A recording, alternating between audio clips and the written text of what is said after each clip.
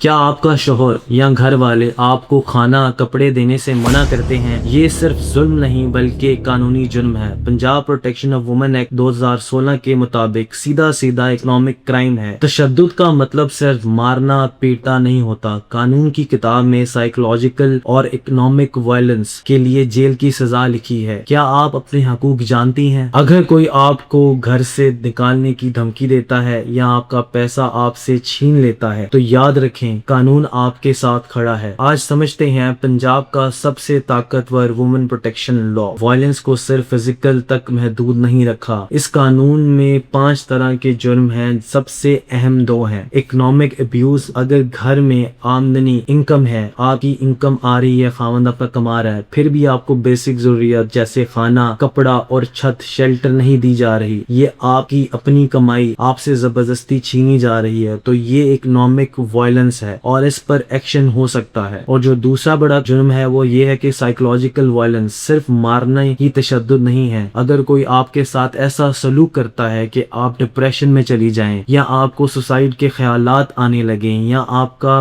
बाहर निकलना और लोगों से मिलना बंद दिया जाए, ये साइकोलॉजिकल वायलेंस है। अब आप सोचेंगी कि इसको साबित कैसे करें। कानून के सेक्शन 2 में वाज़िया लिखा है कि अगर आपकी ज़हनी हालत इतनी खराब हो जाए कि वुमेन प्रोटेक्शन कमेटी का पैनल आपको साइकोलॉजिस्ट, जो वुमेन प्रोटेक्शन कमेटी के साइकोलॉजिस्ट का पैनल है, आपको सर्टिफाई कर दे कि आपको डिप्रेशन है, तो कोर्ट में इसको मजबूत सबूत माना जाता है। आपकी आइसोलेशन और जिल्लत का कानून अब सबूत मानता है। इस लॉ की सबसे बड़ी ताकत प्रोटेक्शन ऑर्डर्स है। अगर आपके साथ वायलेंस हो रहा है तो आपके पास क्या रेमेडीज है, ये लॉ आपको क्या सपोर्ट करेगा, क्या आपको रेमेडीज अवेलेबल देगा। इस लॉ की सबसे बड़ी जो ताकत है वो प्रोटेक्शन ऑर्डर्स है, जो कि आपको रेमेडी आपकी देंगे आपकी ग्रीवेंस की। और ये 4 कोर्ट ऑर्डर्स हैं। सबसे पहले आपको रेजिडेंस ऑर्डर कोर्ट दे सकती है, आपको घर से नहीं निकाला जा सकता। अगर आपको शौहर घर से निकालने की कोशिश कर रहा है कि आप चले जाएं, ठीक है, बेसिकली आपने सारा टाइम अपने घर दिया है, आपकी 15-20 साल शादी है और आपको इस मोड़ पे कहा जाता है जहां आपके पास कुछ नहीं है कि आप यहाँ से निकल जाएं, तो फिर आप क्या करेंगी? तो कोर्ट आपको ये रेजिडेंट ऑर्डर देता है कि आपको घर से नहीं निकाला जा सकता। एक तो आपको रेजिडेंट ऑर्डर मिल जाएगा, उसके बाद मॉनेटरी ऑर्डर के मुल्जिम को आपके खर्चे उठाने होंगे, उसको आपको पैसे देने होंगे, वो भाग नहीं सकता आपके एक्सपेंसेस से। और उसके बाद अगर तो वो आपके साथ हरासमेंट कर रहा है, किसी किस्म की भी वायलेशन हो रही है, डोमेस्टिक वायलेंस, तो अगर आप कहते हैं वो आपके पास ना आए तो उसको मना कर दिया जाएगा, प्रोहिबिट कर दिया जाएगा कि वो एक सर्टेन रेडियस तक आपके पास करीब नहीं आएगा और आपको किसी भी तरह कांटेक्ट करने की कोशिश नहीं करेगा। सो बेसिकली अगर आपके साथ किसी किस्म का भी वायलेंस हो रहा है तो इस कानून के तहत आप वुमेन प्रोटेक्शन सेल को रीच कर सकती हैं और अपनी ग्रीवियंस बताकर अपनी जो रेमेडीज हैं वो अवेल कर सकती हैं। और तीसरी बात यह है कि अगर आपको कोई बंदा हरास कर रहा है, आपको डराने धमकाने की कोशिश कर रहा है, तो आप उसको रोक सकती हैं कि आपके करीब ना एक सर्टेन रेडियस तक और आपको किसी किस्म भी फौरन से वो कांटेक्ट करने की कोशिश नहीं करेगा। अगर आप वो करेगा तो अदालत उसको सजा देगी। और इसके लिए वुमेन प्रोटेक्शन सेल के इदारे भी बनाए गए हैं जिसके अंदर तमाम जो भी ऑफिसर्स हैं वो खवातीन है और सिर्फ खवातीन को एक्सेस है कि वो वुमेन प्रोटेक्शन सेल जाएं और अपनी ग्रीवेंसेस बताएं और वहां से फिर वो रेमेडी अवेल भी कर सकती हैं। और वुमेन प्रोटेक्शन ऑफिसर के पास ये भी इख्तियार है कि वो आपको केस किसी भी पुलिस वाले को रेफर करे। अगर वो रेफर करती है तो आपके जो भी आप जिस बंदे ने वायलेंस कमिट किया हुआ है उसके खिलाफ FIR होने के चांसेस बहुत ज्यादा बढ़ जाते हैं। सो देयरफॉर अपने राइट्स को जाने और आप जो जुल्म और जो जबर आपके साथ हो रहा है आप उसको पहचाने और अपनी आज ही रेमेडी अवेल करें।